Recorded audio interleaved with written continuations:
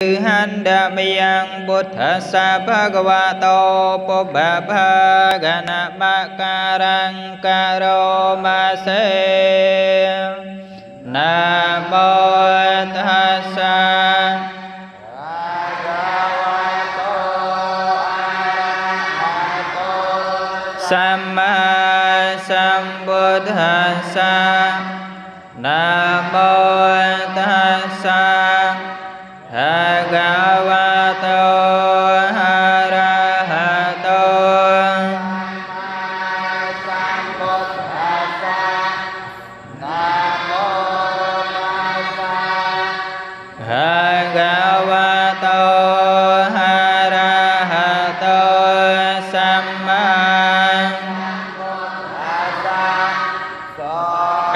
Sambuddhaya Thavi Sanchang Vada Sancha Sahasake Panchasata Sahasani Namami Sirasang Te Sanghammancha Sanghancha Adarena namamihang Namakara nubhavena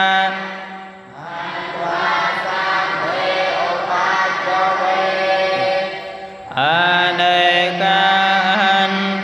antarayapi Vinasantu asesato Sambuddhe pancha panya sancha Chatuvi sati sahasake Dasa sata sahasani Namami sirasahan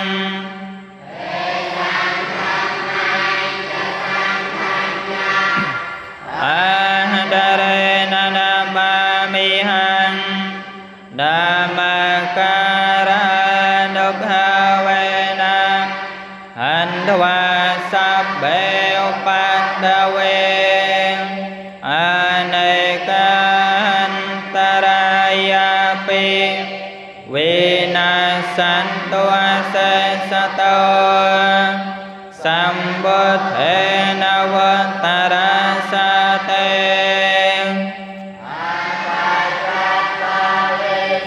Sahasake Visati sata sahasani Namami sirasang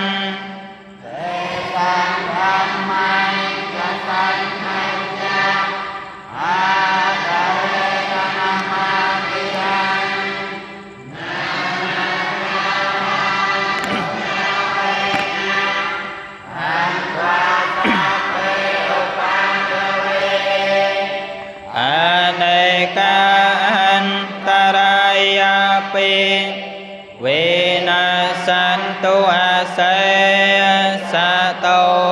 Namo Arahato Samma Sambuddhassa Mahesino Namo Antamathammassa Swaghata Sevate Nidha Namo Mahasanghasapi Visuddha Sila Dathino Namo Matsyaradhasa Ratanataya Sasadhukang Namo Makatitasa Tasavadhantaya Sapi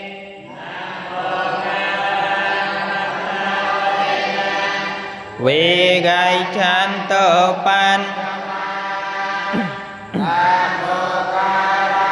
Nubhavena Suvati hontu sabbada Namo Karang Sate Jena Mite Jawaye Santa Sa can ta chata ti sarana sarana ethalo can ta rewa Pumba cha dewa Gunaganaganap yavata sabbakalang Etayayan tu dewa Varakanakamaye merura jiwa santo Santo santo sahetung Muni varavachanang sotumaggang samaggang Sabbe su chakavalesu Yakha dewa cha brahmana Yang ammahe hikatang punyang Sabbe sampati sakakang Sabbe tang anumodatva Samagasa sanerata Pamadarahita hontu Gacha Sasana sacalokasa Vati bhavatu sabbada Sasanam picalokanca Dewa rakhantu sabbada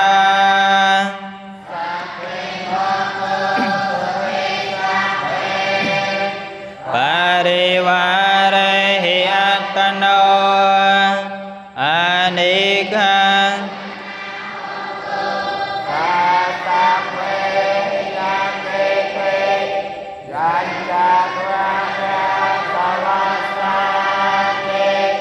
Chanta yin sa devaka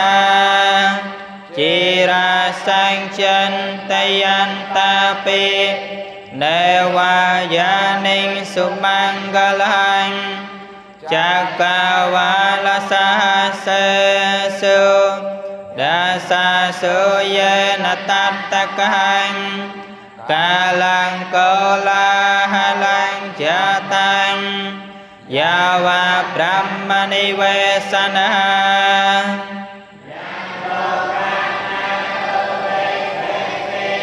Sabba papa vinasanahang Yang satwa sambadokhehi Moñchanta sankhiyanara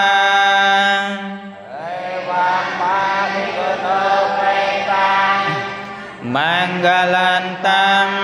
anamahe evame sutang Ekang samayang bhagavaha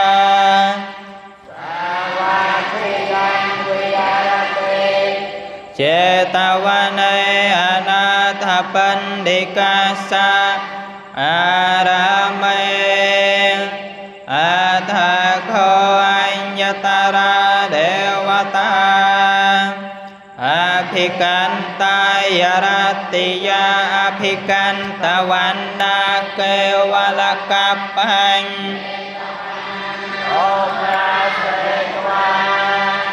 Yena bhagavatena upasangkami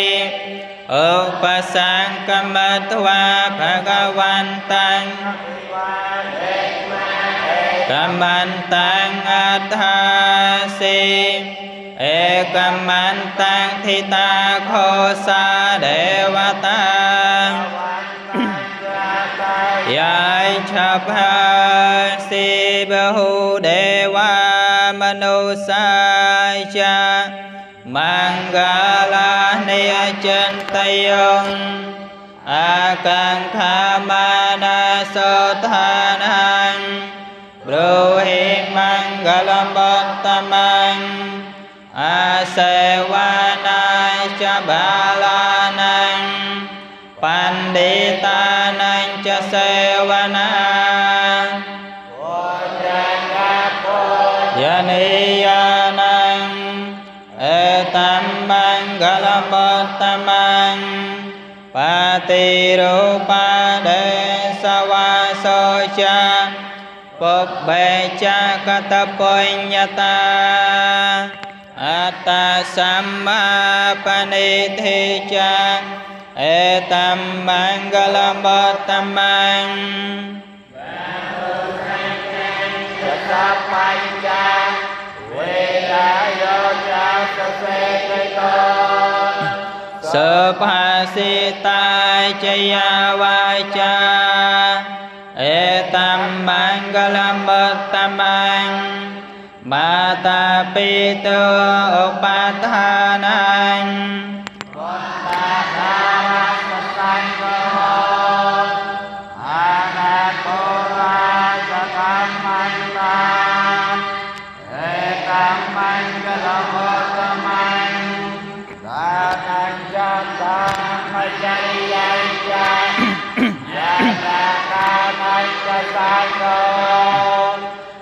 Anavajja nikamani Etam mangalam bhattamang Arati virati papa Mayakana sasanjamo Apamado Jathammesu Etam mangalam bhattamang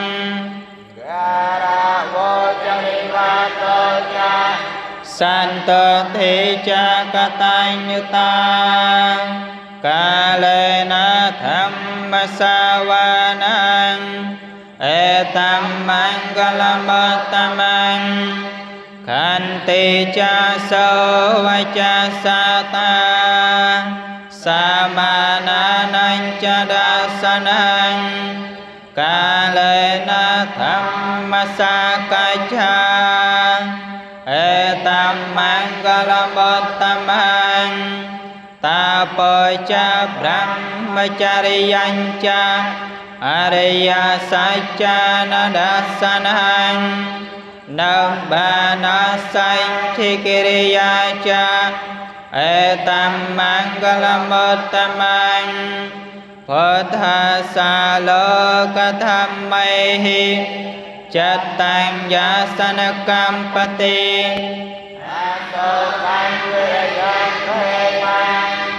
Etam mangalam bhattamang Etadisanikatwana Sabbathama parajita Sabbatha sothing gachanti Tamahanti panidhanato pathaya Tathagata sadasaparamiyo Dasaupaparamiyo Dasaparamatha paramiyo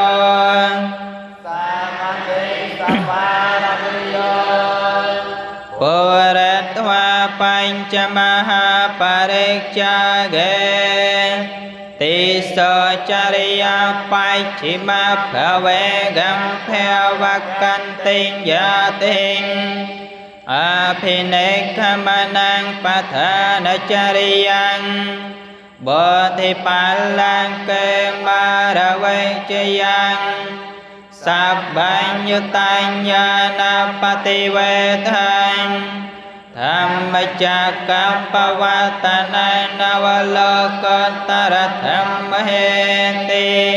Sabbe pime buddha kunaya vajjatva Vesaliyati supakarantaresu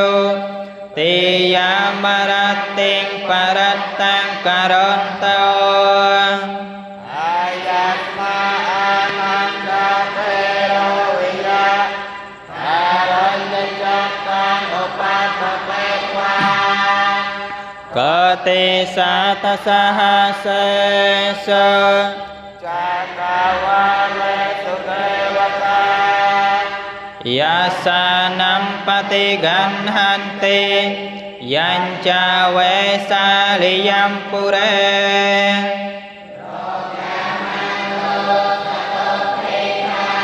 Samputanti vidhampayang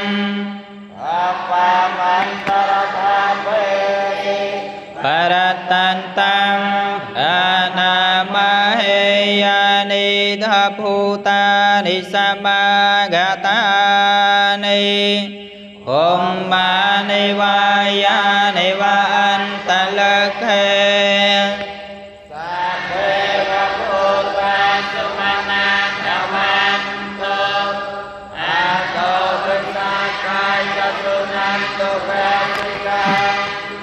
Tasmahi Bhutani Sametha Sabbe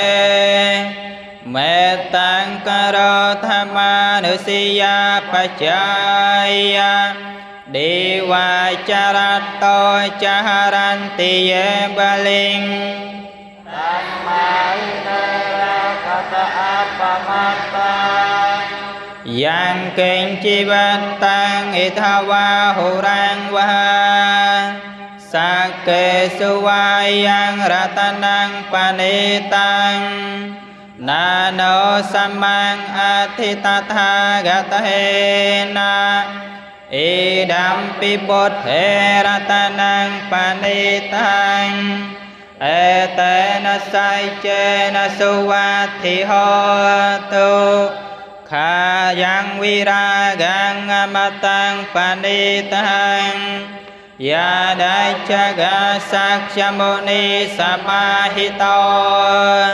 Natena Dhammena Samadhi Kinchi Idam Pithamme Ratanang Panitang Nasuvathi Hotu Yam Buddha Setho Parivanna Yesu Ching Samadhi Manantarikanyamaho Samadhi Natena Samona Vajjati Idam Pithamme Ratanang Panitang Etena Saichena Suvathi Hotu Ye Pokala Athasatang Pasatha Chattari etani yugani honti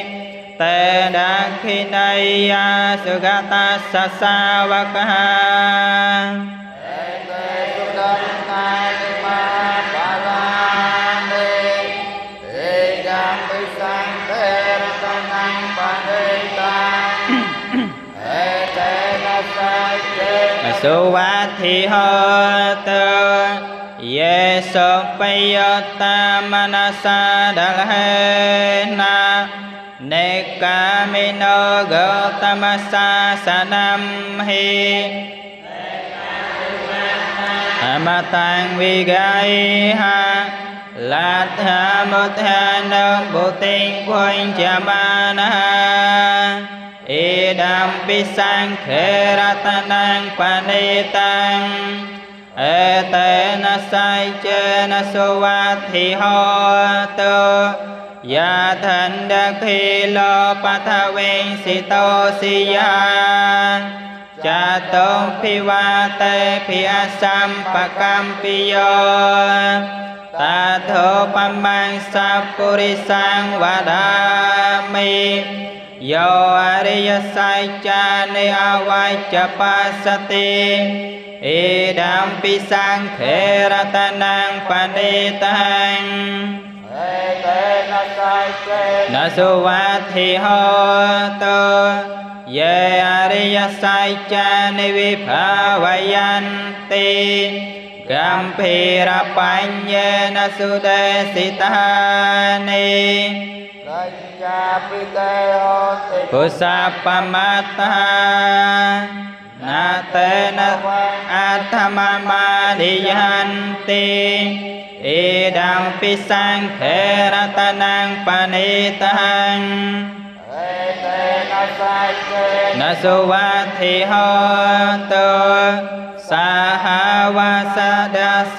sampadaya Taya sudhamma cahita bhavanti Sakaya dati vichikan chitanja Sì lạp bà tăng wa piya đắc cha tu ha pa ye cha va pa mot to cha cha phi tha na ne pa bo ca tông pa ni tăng ê tê na sai chê na su va thi ho tu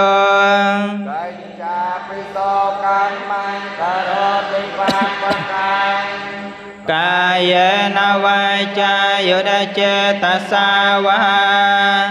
Abhabosota sapate chadaya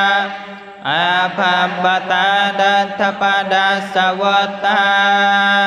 Idam pisang kheratanang panitang Nasuvati hotu Vanappakum bayatha phusitagge Gammahanamase pathamasmin gammahe Tatho pamang sammavarang adesayi Paramang hitaya Idam pibuddhe ratanang panitang Etena sai chê Varo varanyo varado varaharo Anattaro dhamma varang adesayi